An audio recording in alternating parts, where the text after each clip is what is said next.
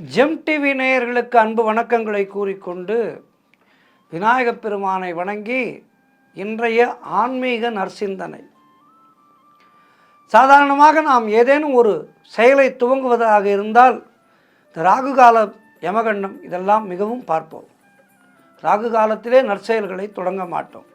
எல்லாம் வகுக்கப்பட்டிருக்கின்றது, அதன்படி செய்வோம். இந்த ராகு காலம், யமகண்டம் இவற்றை பற்றியெல்லாம் இதனை பற்றிய உண்மைகளை நாம் அறிந்து கொள்ள வேண்டும். அதற்காகத்தான் இன்றைய இந்த ஆன்மீக நற்சிந்தனை. பொதுவாக ராகு காலம் என்பது போல் கேது காலம் என்று எதுவும் இல்லை. கேலண்டரிலே பார்த்தால் தினந்தோறும் ராகு காலம் இருக்கும்.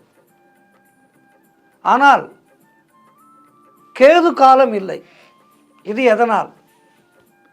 இதை பற்றி என்றேனும் யோசித்திருக்கின்றீர்களா? யமகண்டம் இருக்கின்றது. கேதுக்கு என்று தனியாக காலம் இல்லை. யமகண்டம் என்பதுதான் கேதுவின் காலம். யமகண்டத்தை தான் நாம் கேதுவினுடைய யமகண்டம் தான் கேதுவினுடைய காலம். அதாவது நவக்கிரகங்கள் 9 நவநாயகர்கள் என போற்றப்படுகின்றார்கள். மேஷம் முதல் மீனம் வரையிலான ராசிகள் 12 ராசிகள். இதிலே சூரியன் முதல் சனி வரையிலான 7 கிரகங்களுக்குத்தான் சொந்த வீடு இருக்கின்றது, அதாவது ஆட்சி அதிகாரம் உண்டு. ராகு கேதுக்கு ஆட்சி வீடு இல்லை. அதனால்தான் வாரத்திலே 7 நாட்கள் என்று கணிக்கப்பட்டிருக்கின்றது. ராகு கேதுவுக்கு கிழமைகள் கிடையாது. அப்படி என்றால் ராகுவும் கேதுவும் பலனில்லாத கிரகங்களா என நீங்கள் நினைக்கலாம். அப்படி அல்ல. நவக்கிரகங்களிலே புதனும், அதைவிட செவ்வாயும், அதைவிட குருவும், அதைவிட சுக்கிரனும், அதைவிட சூரியனும் வரிசைப்படி ஒருவரை விட ஒருவர் மற்றவர் பலம் பெற்ற கிரகங்கள். சூரியனை விட ராகுவும், ராகுவை விட கேதுவும் அதிக பலம் பெற்றவர்கள். ஜோதிட சாஸ்திரம் இதைத்தான் கூறுகிறது. அந்த ஜோதிட சாஸ்திரத்திலே பலத்தை நிர்ணயம் செய்திருக்கின்றார்கள். ராகு கேதுவுக்கு தனி நாள் கிழமை ஒதுக்கவில்லை என்றாலும் ஒவ்வொரு நாளும் 3.25 நாழிகை, அதாவது 1.5 மணி நேரம் ராகுவுக்கு பலம் உண்டு. அதுதான் ராகு காலம். அதுபோல கேதுவுக்கு பலம் பொருந்திய காலம்தான் யமகண்டம். இந்த ராகுவும் கேதுவும் தனியான கிரகங்கள் இல்லை என்றாலும் கிரகங்களின் நிழல் என்று கூறப்படுகின்றது. சூரியனுடைய சுழற்சி பாதையும் சந்திரனுடைய சுழற்சி பாதையும் ஒரு குறிப்பிட்ட எல்லையிலே சந்திக்கும். அப்படி வடதிசையிலே ஏற்படும் சந்திப்பை ராகு காலம் என்றும், அதே திசையிலே அதே நேரத்திலே அதற்கு நேர் எதிரிலே 180வது டிகிரியிலே சமசப்தமாக ஏற்படுகின்ற தென் திசை சந்திப்பை கேது என்றும் கணித்திருக்கின்றார்கள். இதையே நம்முடைய முன்னோர்களும் மெய்ஞானிகளும் ஜோதிட சாஸ்திர மகான்களும் ராகு கேதுக்களை சாயா கிரகங்கள், நிழல் கிரகங்கள் என்று எழுதி வைத்தார்கள். சூரிய சந்திரர்கள் வலம் வரும்போது இந்த நிழல் எதிர்முகமாக இடப்புறமாக நகரும். அதனால்தான் மேஷ ராசியிலே ராகு இருந்தால் அதற்கு நேர் எதிரிலே சமசப்தம ராசியான துலாம் ராசியிலே 180 டிகிரியிலே கேது இருக்கும். மற்ற கிரகங்கள் மேஷம், ரிஷபம், மிதுனம் என்று வலமாக சுற்றும்போது ராகுவும் கேதுவும் மேஷம், மீனம், கும்பம் என்று இடமாக சுற்றும். சூரியனும் சந்திரனும் 12 ராசிகளை வலமாக சுற்றி வரும்போது ராகு கேது இடமாக சுற்றி வரும். அப்போது சூரியனும் சந்திரனும் ஒரே ராசியிலே ஒரே டிகிரியிலே சந்திக்கும் போது அமாவாசை.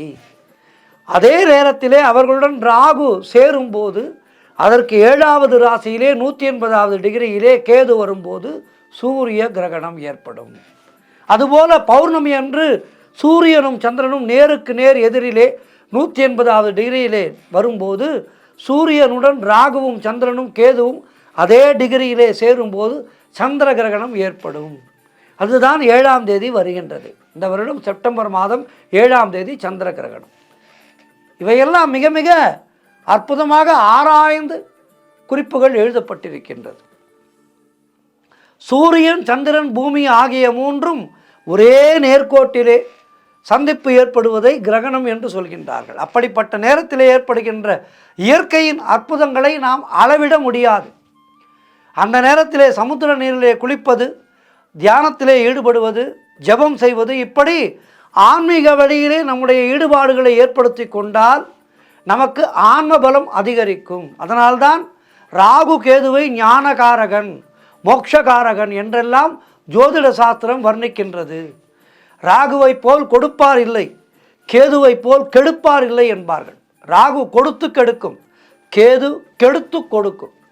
ஒரு ராசியிலே சனி 2.5 வருடங்களும் குரு 1 வருடமும் தங்கி பலன் கொடுப்பது போல ராகு கேது ஒவ்வொரு ராசியிலும் 1.5 வருடங்கள் தங்கி நற்பலனோ துர்ப்பலனோ தருவார்கள். ராகுவும் கேதுவும் குரூர கிரகங்கள், அசுபர், பாப கிரகம் எனப்படும். இவர்கள் எந்த ராசியிலே வந்தாலும் அந்த ஸ்தான பலனை கெடுப்பார்கள். ஜாதக ரீதியாக ஒருவருக்கு பாகியஸ்தானத்திலே ராகுவோ கேதுவோ இருந்தால் தகப்பனார் பூர்வ புண்ணிய பாக்கியம் ஆகிய அனுகூல பலன்களை கெடுப்பார் என்று அர்த்தம். ராகு கேதுவுக்குரிய பொதுஸ்தலம் காளகஸ்தியும் சூரியனார் கோவிலும் ஆகும்.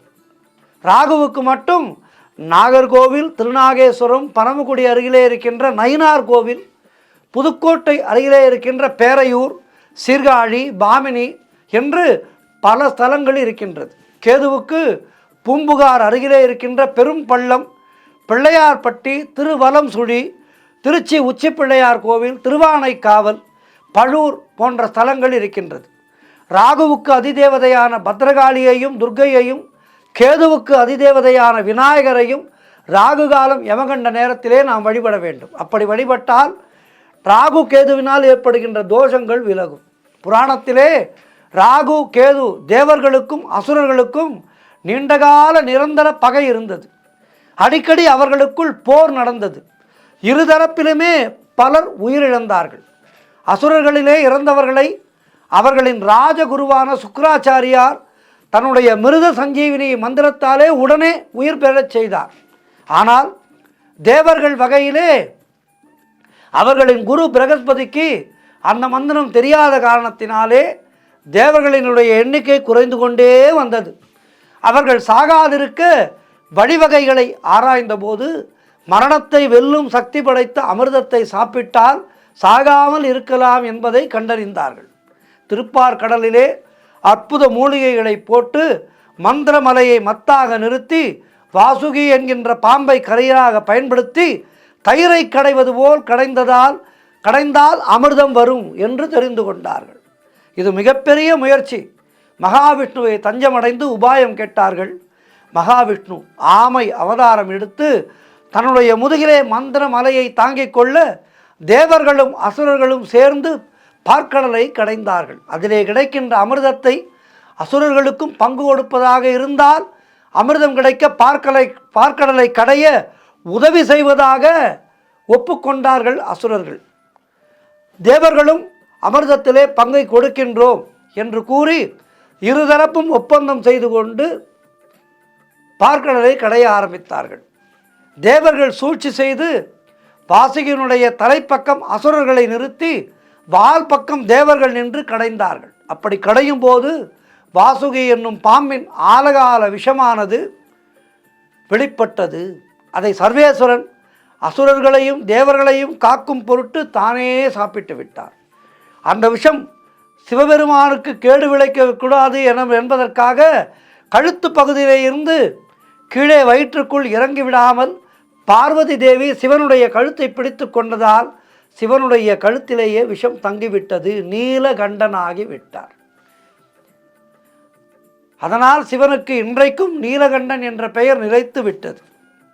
அனைவருக்கும் கழுத்திலே சங்கு இருப்பதன் காரணம் இதுதான் என்ற ஐதீகம் இருக்கின்றது. பார்க்கடலிலே இருந்து ஆலகால விஷத்தை எடுத்து தேவலோக பசுவான காமதேனுவும் வெள்ளை குதிரையும் வெள்ளை யானை எனப்படும் ஐராவதமும் கேட்டதை கொடுக்கும் பாரிஜாத மரமும் அப்சர ஸ்திரீகளும் தேவதைகளும் திருமகள் மகாலட்சுமியும் தோன்றினார்கள். கடைசியாக அமிர்த கலசத்தோடு தன்வந்திரி பகவான் தோன்றினார். அவர் தேவலோக வைத்தியரானார். அமிர்தம் கிடைத்தவுடன் தங்களுக்கும் அதிலே பங்கு வேண்டும் என்று அசுரர்கள் தகராறு செய்தார்கள். மகாவிஷ்ணு தேவர்களை காப்பாற்றுவதற்காக போகினி அவதாரம் எடுத்து அசுரர்களை மயக்கி முன்வரிசையிலே தேவர்களையும் பின்வரிசையிலே அசுரர்களையும் அமர வைத்து எல்லோருக்கும் தன் கையால் பங்கு தருவதாக சமாதானப்படுத்தினார். தேவர்களுக்கு மட்டுமே அமிர்தத்தை பகிர்ந்தளித்துவிட்டு அசுரர்களை மோகினி ஏமாற்றி விடுவாள் என்று நினைத்த சொர்ணபானு என்ற ஒரு அரசன் தேவர் மாதிரி உருவாறி தேவர்கள் வரிசையிலே அமர்ந்து அவனும் அமிர்தத்தை வாங்கி சாப்பிட்டு விட்டான். இதை அறிந்த சூரியனும் சந்திரனும் அவன் நம் தேவ இனத்தவன் அல்ல, அசுரன் என்று காட்டிக் கொடுத்தவுடன் மோகினி உருவிலே இருந்த மகாவிஷ்ணு தன் கையிலே இருந்த சட்டுவத்தால் சொர்ணபானுடைய சிரத்தை அறுத்து விட்டார். அமிர்தம் அருந்திய காரணத்தால் சொர்ணபானு சாகவில்லை. தலை ஒரு பாகமாகவும் உடல் ஒரு பாகமாகவும் ஆகிவிட்டது. யார் இந்த சொர்ணபானு? சப்த ரிஷிகளிலே ஒருவரான கஸ்யபருடைய பேரன்தான் இந்த சொர்ணபானு. விப்ரஜித்து என்ற அசுரனுக்கும் பக்த பிரகலாதனின் தந்தையான ஹிரண்யனின் உடன் பிறந்த சகோதரி சிம்கிகைக்கும் பிறந்த மகன்தான் இந்த சொர்ணபானு.